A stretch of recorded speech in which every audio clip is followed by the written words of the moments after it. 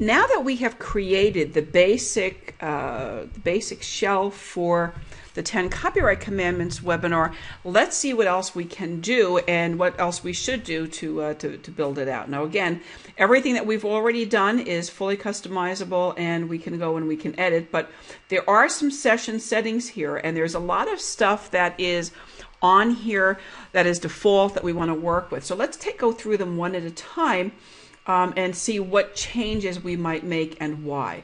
The audio settings, again, are we talked about that being the VoIP or the long distance. My recommendation is leave this as is, or for both. But if you're uncomfortable or if you are working with a clientele that's very uncomfortable about VoIP or that really doesn't know how to use it, and you are going to be hearing more people, kvetching and complaining that they can't hear you, then you probably are better off, disabling that and just staying with long distance, with the telephone number. Okay, if you make any changes to anything, whether you're making changes here or anywhere, you always have an option to notify all of the affected participants of the changes. So if you've had people who have already signed into your platform and they've already received a note from GoToWebinar saying that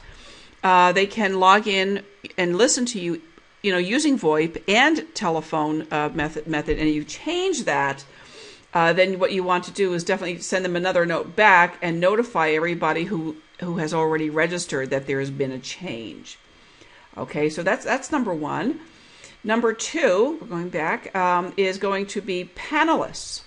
So you can always add panelists later. You don't have to add the panelists at the time that you create the webinar. You can do this later on. So you may decide you want to have a webinar on a given day and then, collect some panelists later. Don't add their names before you've had a chance to speak with them, but you may have people attend after you have done that already. So what happens here is, again, I really suggest you contact them first and ask them, make sure the date is okay, and then of course you'll be having some discussions about their input, and that's going to be covered in the checklist. But in the meantime, what happens is you'll be putting their name here and their email address, and then they will appear actually on the program and on the holding page in the waiting area as panelists. So you can also resend the invitation emails. If you have panelists who are registered, you may want to do that. You may always want to remind people about a webinar. Let's see, branding and theme. Again, this is all stuff that you can change. You can change the logo. You can change the pictures. Presenters appear in the room here. You can add, of course, if you're the presenter, you want to have your name. You can add other presenters. You can have presenter images, and you can have up to 6 in that room at any point in time. Again, always remember to preview and spend some time with the preview. Making sure you've got everything done right. You can also have a welcome message. What I usually have as my welcome message is something that says, make yourself comfortable. I'll be with you shortly. Typically, I log into my webinars about 30 minutes before just to make sure everything is okay. Sometimes people arrive 15 minutes or so prior to the appointed hour. People who have known me and attended my webinars for years, and there were many of those folks know that is my that's my MO. And very, very often people will arrive early, so we have a chance to chat a little bit and catch up. So again, for future reference, if you're attending live webinars, I like to get there about 15 minutes ahead. It's a good idea to do that. It's a good idea to let people know they can come early. It gives you a chance to interact. It gives you a chance to engage. It gives you a chance to speak with people. It gives you a chance to check your audio to make sure that people can hear you. It gives you a chance to hear, what their background noise is like. If you have a small group and and you can keep it interactive, and you don't have to mute everybody. That's kind of cool, because then you have a very, very interactive presentation. People can engage, and it becomes very, very personal. It's a lot of fun. It's really, really great. I think that's great. And again, 15 minutes before gives you a lot of opportunity to catch up and get to know people personally. Okay, we did that. We're email notifications. Okay, so let's go to email notifications now. And this is very neat. This is one of the neat things about GoToWebinar. Now, I'm going to mention a couple of things about email, because again, this is coming from their platform, and they have emails that are built in that are done for you. You've probably seen them a million times. You sign up for a webinar, and the first thing you get is an email saying, thanks for registering. And when the webinar is over, you get a webinar. We're going to talk about that, because those are all generated by the system. They're all, they're all different. There is some default text, and you can let the system, use the default text, or you can personalize it. And I highly recommend that you personalize it. The other question becomes, do you want to use their emails, or do you want to use your own from your own autoresponder? And again, that's a matter of choice. I like to use both. I'll be honest with you. I really, really like to use both. I like to use a combination. I let the GoToWebinar platform send stuff out. I make sure that it's personalized. And then, because I'm using a webinar bridge that you can see about in another one of the videos here, at the same time that people are registering for a webinar, I'm putting them into a campaign. Now, if they're already in a campaign, and if a subscriber is already on my mailing list and they register for a for a webinar, that's not necessary. Unless I'm doing another kind of campaign on another subject and the messaging is all very, very different, it's not necessary to do that all the time. When I created this webinar and I put the webinar in the platform, let me go over here for a second here, over to Blog Mother Fran. When I created the event at Blog Mother Fran, and also at HUD Homes Fever on the other site, I just put the registration link right here, and that's all that was necessary. So there was no bridge attached to that. That type of registration does not put you onto another mailing list or anything. And again, you created a link. They asks for your name and email address, and that becomes your private link to the event. Each participant in the event has a unique link. Everybody is logged in separately. You can't share the link with other people because it's your link. People have to register independently. You can share it, and depending upon how you set it up with the platform, a number of things can happen. If I have a webinar and I have, Davy Jones appearing as a registrant, and Davy Jones appears as a registrant 20 or 30 times, that tells me that somebody was sharing a link. That might be okay sometimes, and it might be okay on a free webinar. I mean, on a free webinar, I don't know why people wouldn't want to have their own anyway, because they will get, they'll get notifications and follow-ups and so forth and so on. But if I'm doing a paid webinar, or if I'm doing a webinar that's part of a program where people are paying a premium, and I see 20 attendees with the same name using the same link, I'm going to delete them, most of the time, because that's just not a cool thing to do. And I don't see that happen a lot. I see it happen occasionally, but happily not too much. But that's something that for you to think about. Every time somebody registers on a GoToWebinar link, they are creating a ticket to the event for themselves in their name and for their email address, and all of these emails that are generated from the system are going to go to the email address that actually registered for the event. So let's take a look at these, and let's see what your choices are and how to proceed, what the best way to go.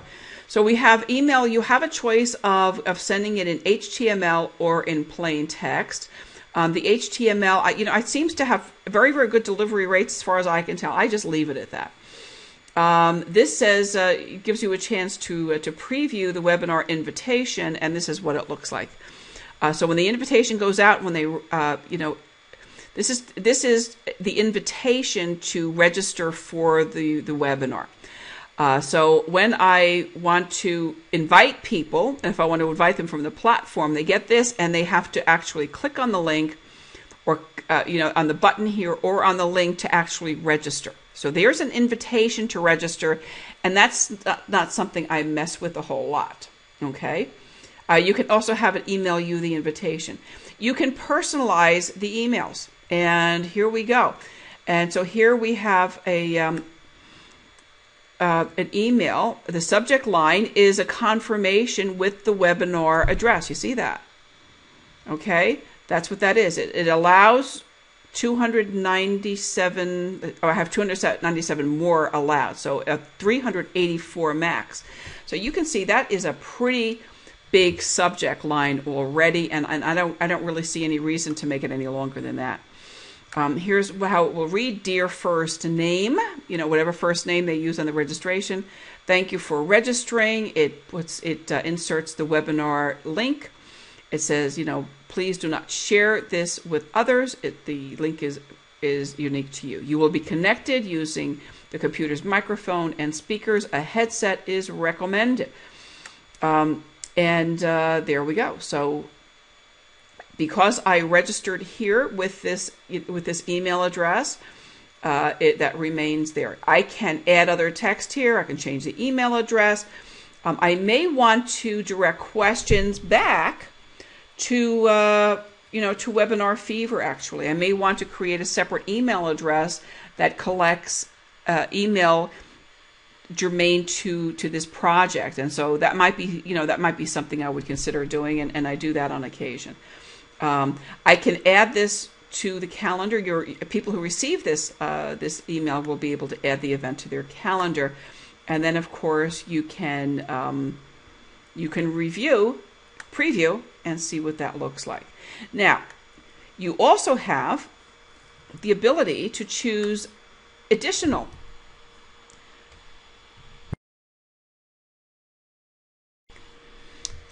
email and tell the system exactly when to say it. So here are the default times to send out emails to people you are inviting and also to registrants. So what they recommend is 1 week before, 1 day, and 1 hour before. And I think that's fair enough. I take it one step further again with my own autoresponder. And I will also, with my own autoresponder, send an additional one the day before, one an hour before, and I will also send one out about 5 minutes before. In addition, I may want to add an SMS text message so that on that person's phone, they get a message saying, you know what, the webinar is about to start. Check your email, log in. We're starting in a couple of minutes. I may want to do that. Of course, you can only do that if you have their text and their cell phone, and you have permission to do that. So if you have, in the course of your communication with your registrants, if you been able to secure that information, you can use that very effectively. The other way that is really excellent and that works wonderfully to increase attendance is a voicemail message. And by delivering a voicemail message to your registrants' phones just before the event is going to start. The other thing that you can do with your autoresponder system is something else, because with the autoresponder system over at Instant Customer, let me give you an example. When you're doing an event over there, and this is a little bit more germane to Evergreen webinars right now for when they sign up for the Evergreen, and they're working on a live webcast platform right now.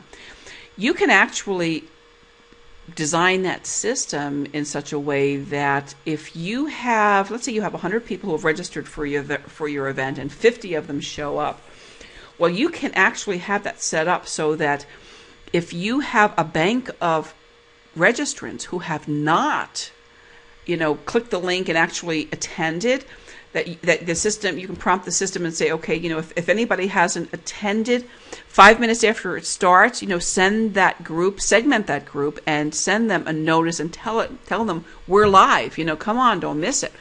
And that is something else that has proven to really increase attendance a lot at webinars. And that, again, is using your own cross-channel marketing in conjunction with GoToWebinar in a way to make it more powerful than ever. So let's see, what do they say here? Yes, it says it suggests that you send the reminder at least twice. I agree wholeheartedly. You can also, change this. You can, you can change that even more. You can preview that email.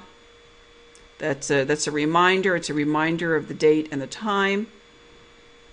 And then afterward, when the event is over, you can send follow-up email. And again, this is something you can send. A lot of people send it out the next day, and some people send it out the next hour. Some people wait even longer than that. The default is 1 day. I think if they did attend, it doesn't matter if it's a day or an hour. What I do think is important is that you actually personalize it, because what they say here is, thank you for attending our webinar. We hope you enjoyed our event, blah, blah, blah. Okay, but you can add some stuff. You may be offering something in your webinar. You may be offering a special report. You may be offering access to a video. You may be offering a special list of, the list of all the foreclosures in the area. You may be offering a list of staging tips. You may be offering something really, really cool. And if you're offering something and you're promising to deliver that after the webinar, then you might want to make this an hour after, and make sure that you type this, write this in. Here is your list. List of, here we'll say list of bank properties. Bank properties. Boy, I'm a terrible typist, I'll tell you. As promised. Okay, and then what you do is you'll actually insert the link here. You may have that, I don't know where you have that stuff, your domain.com, bank list, PDF, whatever. Whatever it is you have, you can put the link in and put that link right in the follow-up email that goes out from GoToWebinar. And that's a really, really, really neat thing to do.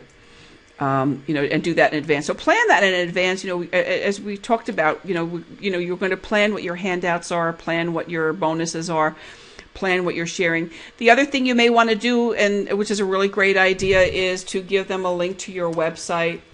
Maybe a link to register for something else.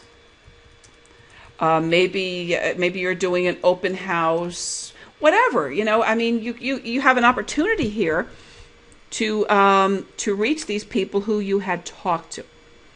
All right. Now, what about the people who did not attend? What about the people who never showed up?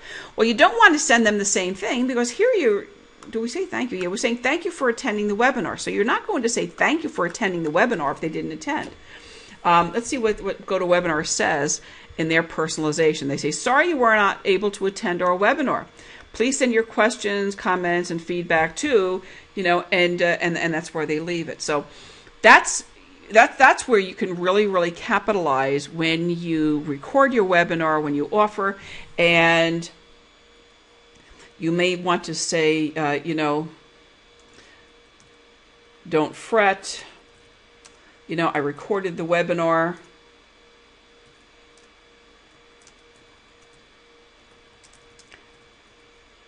Okay, you can see it, give the link, where people can find it.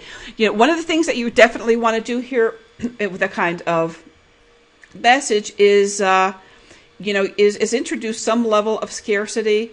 If they know that it's there and they can see it anytime they want, then there's a real good possibility that they'll never go back. If you tell them it's only going to be posted for a week, or only going to be posted for 48 or 72 hours, that's something else.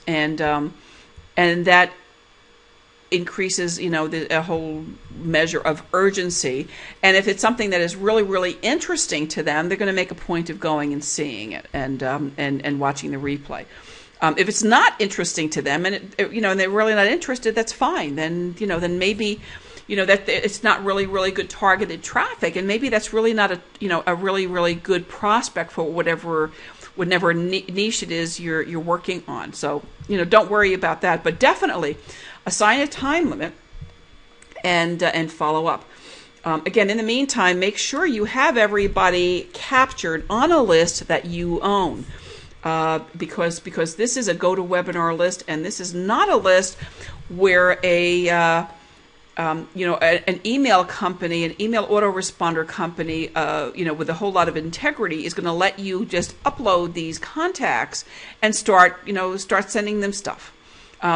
If you have an email company that lets you do that, I'll be honest with you, I think that is something that's a red flag about the service you're using, because the stuff that the people that I'm using that just is not allowed. When people take advantage of a system like that, when they abuse a system like that, they create spam. And when you have a system that is responsible for creating a lot of spam, then that system starts to suffer terrible issues with deliverability and reliability of service. And if you are, housing, lots of people in a list on that, your own deliverability and your own email is going to suffer. So you want to be with you want to house your list, and you want to see it residing on a place where the managers and the people who operate that system are, have the integrity not to do that. Let's go back to our webinar here for a second, see what else we have to work with. We just did the email settings. Polls. Okay, so we can, for some reason, my poll disappeared. I probably didn't save it. You can create polls that you can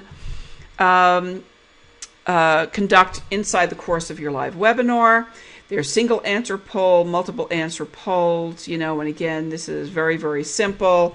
How many houses did you sell last year? Okay. This is going to be a single answer question. And we can say none. We can say 1 to 5. We can say 6 to 10. We can say 11 to 20, and obviously people are going to be doing much higher numbers than that. And then we can create the question, and then we can create several polls. And if you're going to have a webinar that's about an hour long, you might want to have 2 or 3 polls, and then space them out at about 20-minute intervals. What you're doing at that point in time is you are, just engaging them, making them click on something, making them think about something, connecting your webinar, your material to them, showing them how they compare with other people who are on the webinar, regardless of what the question is. And that's a very, very good engagement tool. And GoToWebinar does a great thing with that. In the meantime, anytime somebody answers a poll on your webinar, that answer, the answer to the poll, the answer to the surveys, or everything that they do in terms of engagement, appears on an Excel spreadsheet. And when the event is over, you can download that spreadsheet, and you will have access to that information. Same thing with the survey. Again, the survey is something that happens on the registration form. We talked about that already.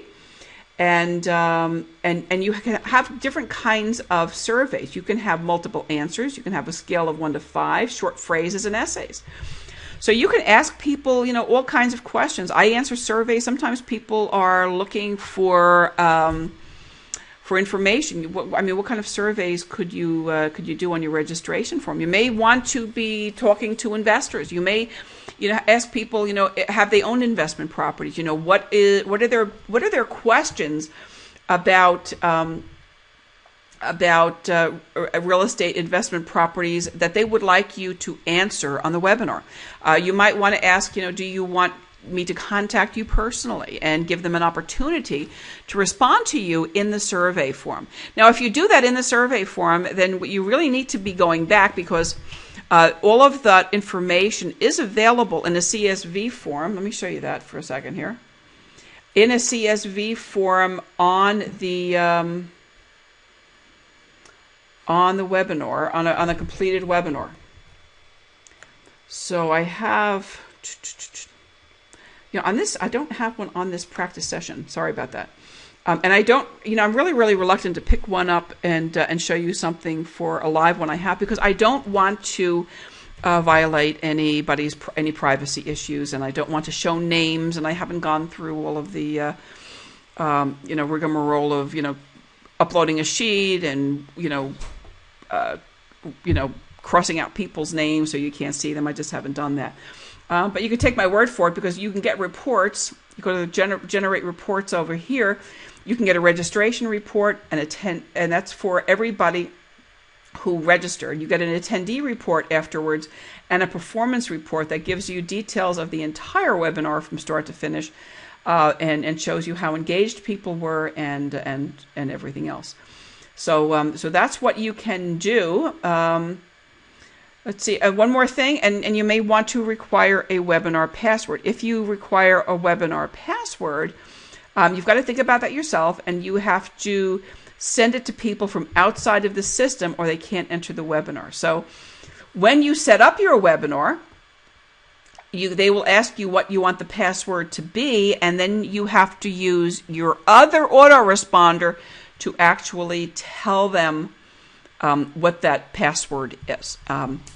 I've never used passwords. It could be something that you want to do and test a little bit and see if people have a problem. I'm just always reluctant to make things any more complicated than they have to be. It seems like even if you do things really, really simply, there is a some measure of attendees who are going to have problems with technology, no matter how easy it is. And that's one of the reasons I haven't done this.